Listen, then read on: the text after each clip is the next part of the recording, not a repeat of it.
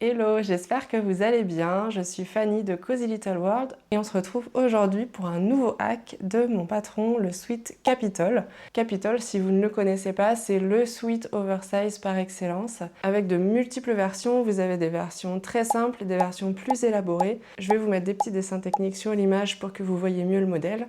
Et aujourd'hui, on se retrouve pour ce hack, qui est donc une version avec patte de boutonnage et col boutonné. Hyper tendance puisque ça rappelle un peu les polaires qu'on voit partout en ce moment. Alors ce hack, il est disponible en exclusivité dans le pack Do It Yourself de cette fin d'année. Le pack Do It Yourself, c'est quoi? C'est 29 créatrices qui se sont regroupées pour vous proposer leur contenu. Donc vous retrouvez dedans des contenus à la couture, mais aussi tricot, crochet, etc. Tout est autour du Do It Yourself. On est 29 créatrices à s'être regroupées pour vous proposer du contenu de super qualité à un prix hyper avantageux. La particularité de ce pack Do It Yourself, c'est qu'il est vendu sur un temps très court puisqu'il est disponible pendant 8 jours, du 5 au 12 novembre. C'est ce qui nous permet de vous proposer ce prix si intéressant puisqu'on va jouer sur les quantités vendues et nous avons chacune des 29 créatrices un lien affilié qui nous permet de vous proposer ce pack à la vente et c'est de cette manière que nous pouvons nous rémunérer. Dans ce pack Do It Yourself, moi j'ai choisi de vous offrir le patron du Sweat Capitol parce que j'ai trouvé qu'il était particulièrement de saison en ce moment. Et pour rester dans le thème de la maille, je vous propose ma masterclass dédiée à la maille. Donc c'est 2h30 de vidéos entièrement dédiées à la couture de la maille, que vous ayez une surjeteuse ou une machine à coudre. D'ailleurs, on est surtout focus sur la machine à coudre sur cette masterclass. Je vous apprends à travailler la maille, à choisir les bons tissus pour vos projets. Et je fais également un focus sur les finitions de sweat. Donc c'est vraiment une masterclass qui est complémentaire avec le patron Capitol et vous aurez toutes les clés pour réussir votre projet. Et dans ce pack Do It Yourself, j'ai choisi, pour les personnes qui passent par mon lien, de vous offrir ce hack, qui est donc le patron Capitol avec la patte de boutonnage et un col et des pressions ou des boutons comme vous le souhaitez. Donc ce tutoriel, il est disponible en exclusivité dans le pack Do It Yourself, donc qui est vendu du 5 novembre au 12 novembre, et que si vous passez par mon lien. Je vous ai vraiment facilité la vie sur ce hack puisque vous aurez vraiment un fichier à part du patron Capitol avec les pièces à imprimer directement.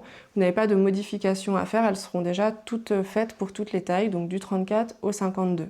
Je vais vous montrer ce que ça donne porté sur moi. Pour info, je l'ai cousu en 40, ce qui est ma taille actuelle. Voilà, je vous montre ce que ça donne porté tout de suite. Alors voici le rendu porté, donc en taille 40. On a une finition en bas élastiquée, ça c'est une nouvelle finition que je vous propose dans ce hack. Ça change un peu du bord-côte, ça permet si vous n'avez pas de bord-côte assorti à votre tissu de faire une finition quand même très jolie et je trouve que ça va bien avec le style de la polaire. J'ai fait également des élastiques aux manches. Et on a une super belle patte de boutonnage, donc ici j'ai mis un velours côtelé grosse côte. On a des pressions. Et j'ai choisi sur le col de mettre le côté polaire de mon tissu. Donc là, c'est un col qui est doublé, hein. Il y a bien deux épaisseurs. Ici, j'ai mis le côté Sherpa, ici, j'ai mis le côté polaire. Et on a des super belles finitions avec un biais qui fait tout le tour du col.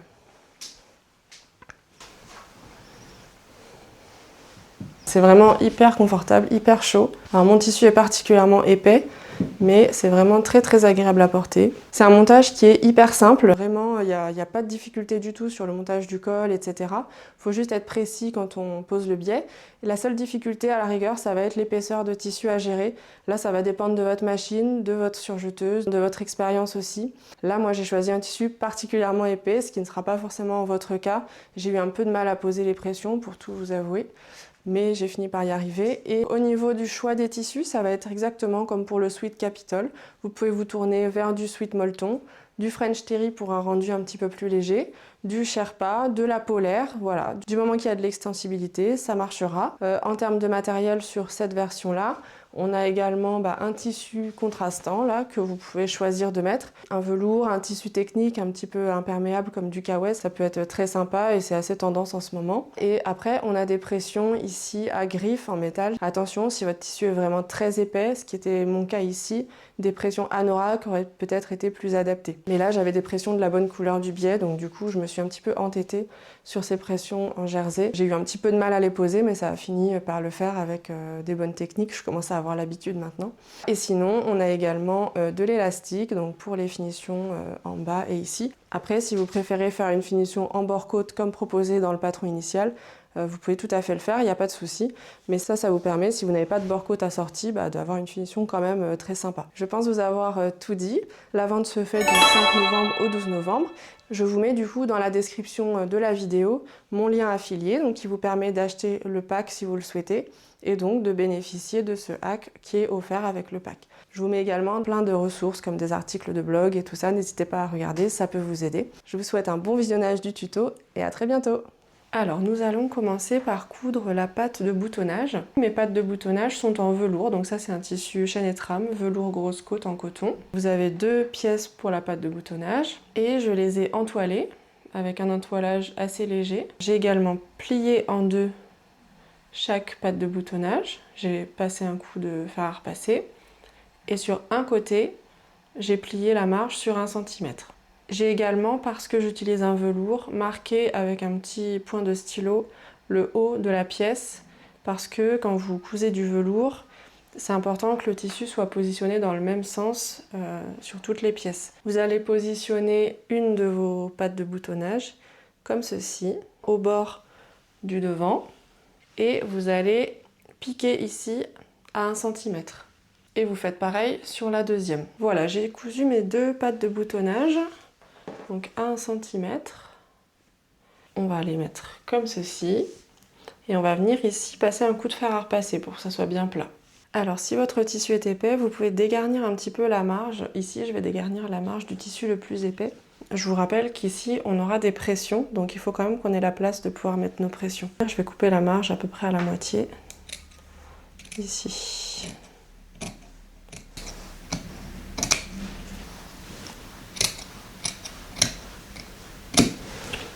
Et ensuite, on va venir replier comme ça.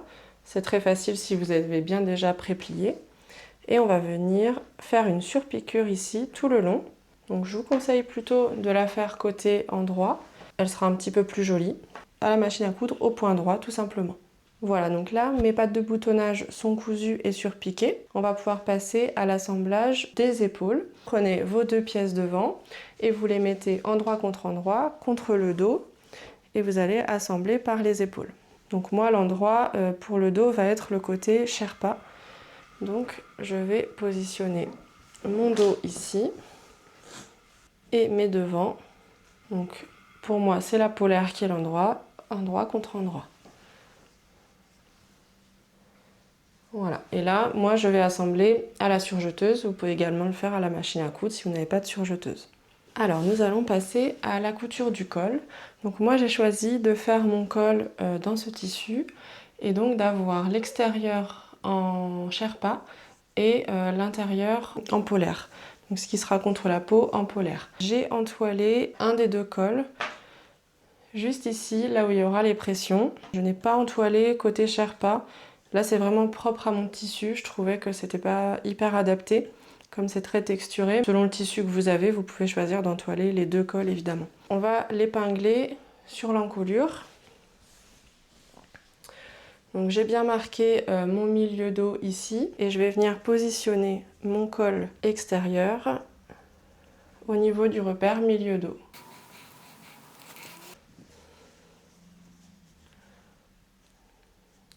Et ensuite, vous allez placer l'extrémité du col au niveau de la bordure de la patte de boutonnage.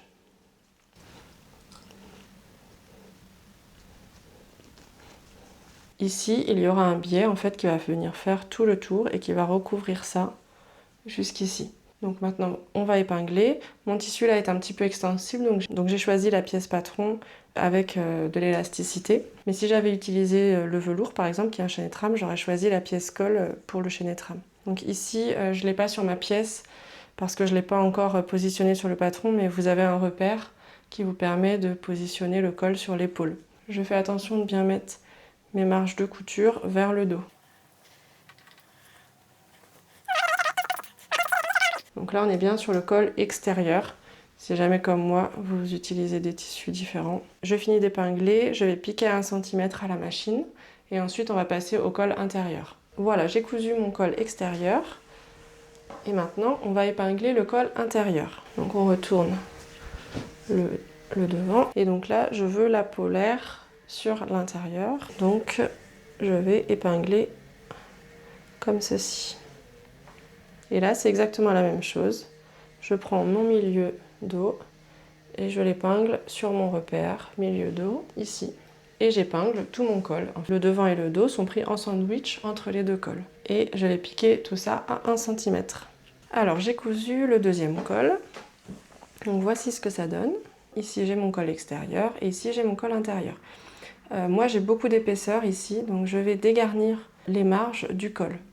D'accord? Donc je vais faire un peu au ras, mais pas non plus trop. J'ai pas envie que ça se découse ou que ça soit pas solide à terme.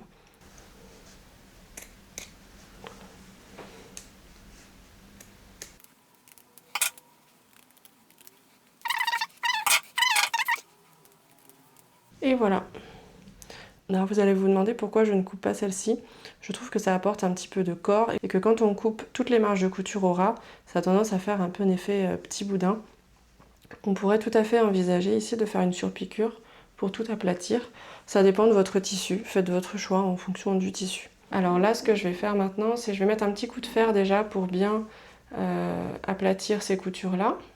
Et ensuite, à la machine à coudre, je vais venir faire une couture tout le haut du col comme ça, voilà, pour bien fixer ça ensemble. On va faire cette couture à peu près à 0,5 cm du bord, il faut que ça soit dans la marge. Voilà, donc là j'ai bâti en fait les deux cols ensemble, donc ça va être l'étape du biais. Donc je vous rappelle qu'en fait il y a un biais qui va démarrer ici, hop, qui va faire tout le tour du col et se terminer ici. J'ai choisi un biais en coton classique. Après, vous pouvez tout à fait vous amuser sur des biais en velours côtelé, par exemple. On pourrait tout à fait imaginer également mettre un ruban sergé comme ça et juste plier en deux sur tout le bord. Donc là, je vais venir coudre mon biais tout autour. Vous allez épingler votre biais, ouvrir comme ça et épingler dans le pli du biais. Donc là, je suis sur l'envers de ma patte de boutonnage.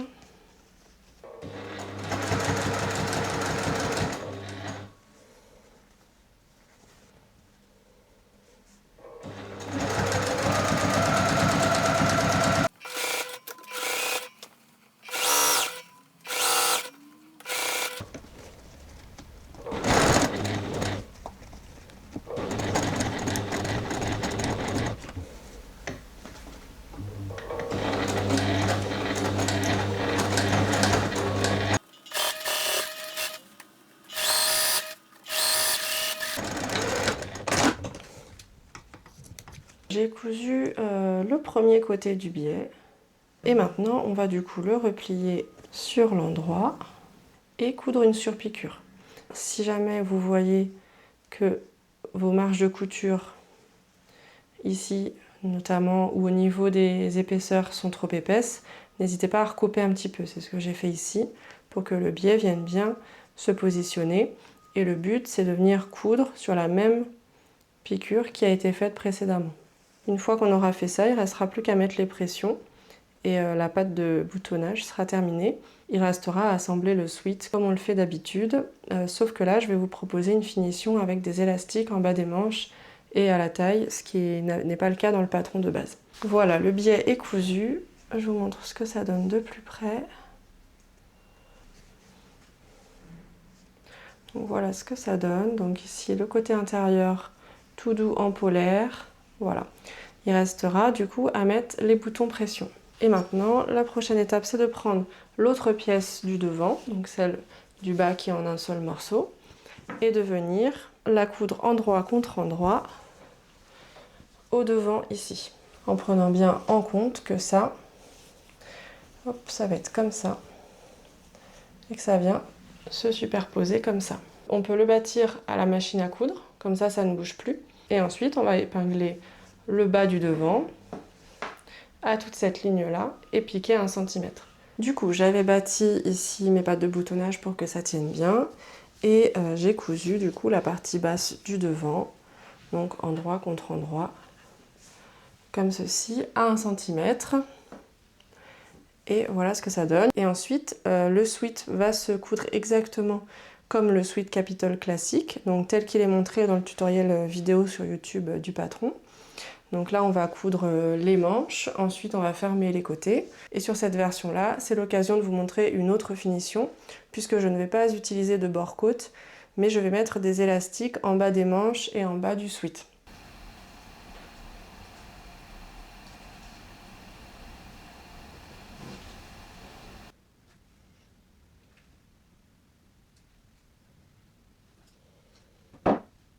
On va commencer par les manches. Donc j'ai déjà découpé mes élastiques à la bonne mesure et je les ai assemblés comme ça à la machine à coudre pour en faire un cercle.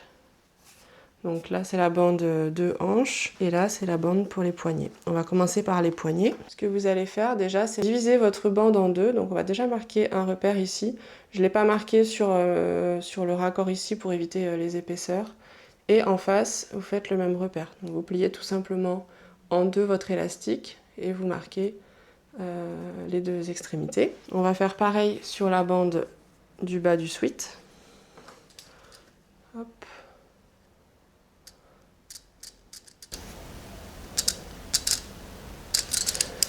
Et sur la bande du bas, en fait, on va la diviser en 4, celle-ci.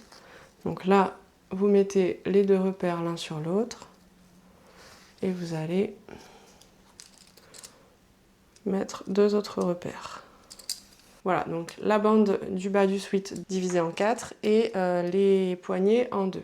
On va prendre le bas de la manche. Donc ici, on aura notre premier repère et là, on va venir marquer le milieu. Donc je fais une petite encoche avec mes ciseaux. Hop. Voilà. Pour le bas du sweat, on aura un repère qui va être sur le côté gauche, un autre sur le côté droit, et après on aura les milieux. Je ne les avais pas encore marqués, les milieux devant et dos, donc je vais le faire tout de suite.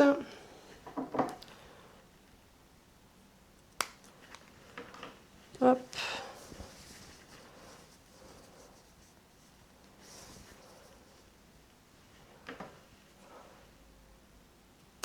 Et voilà. Donc là, je vais pouvoir positionner déjà un élastique sur le bas de manche. Donc je vous conseille de mettre votre sweat à l'endroit et l'élastique, on va venir le positionner à l'intérieur de la manche. Pourquoi j'ai marqué mon repère ici? C'est pour ne pas que l'épaisseur, le raccord d'élastique vienne se mettre sur la couture, ce qui ferait pas mal d'épaisseur. Donc là, vous allez tout simplement positionner votre repère au niveau de la couture. Hop. Et vous épinglez. Voilà. Je fais en sorte qu'il y ait à peu près 2-3 mm de tissu qui dépasse, parce que ça, je vais le surjeter et je n'ai pas envie qu'on voit l'élastique. Après, ça sera replié comme ça. Ça sera replié après. Et je ne veux pas qu'ici on voit l'élastique. Donc là, je vais mettre que 2 épingles. Une à chaque repère. Voilà. Et je vais aller coudre ça, soit à la machine, soit à la surjeteuse, en tirant l'élastique quand je couds. Voilà. Alors, j'ai cousu les élastiques donc, dans les manches. Voilà. Hop. Ainsi que en bas, donc c'est exactement la même technique. Maintenant, c'est tout simple. On va simplement replier comme ça et piquer au point droit la machine à coudre. C'est comme pour cette couture-là. On va bien tendre l'élastique comme ça, d'accord? Il ne faut pas étirer le tissu, par contre, il faut tendre l'élastique. On pique au point droit à la machine à coudre au bord ici. Et le sweat sera terminé. Et voilà, j'ai terminé les ourlets. Donc élastiqué, hop. Si c'était à refaire, je pense que je ferais un peu plus serré au niveau des manches. Ouais, j'avais peur que ça soit un peu trop serré, je voulais pas que ça soit désagréable à porter, mais au final, si je le mets sur mon poignet, c'est peut-être un peu large. Je pense que sur la version finale du tutoriel, j'adapterai la longueur de l'élastique. Mais voilà ce que ça rend. Je trouve que ça va plutôt bien avec le style du vêtement, cette finition. Et voilà, c'est quelque chose que vous pouvez faire, c'est vraiment pas difficile du tout.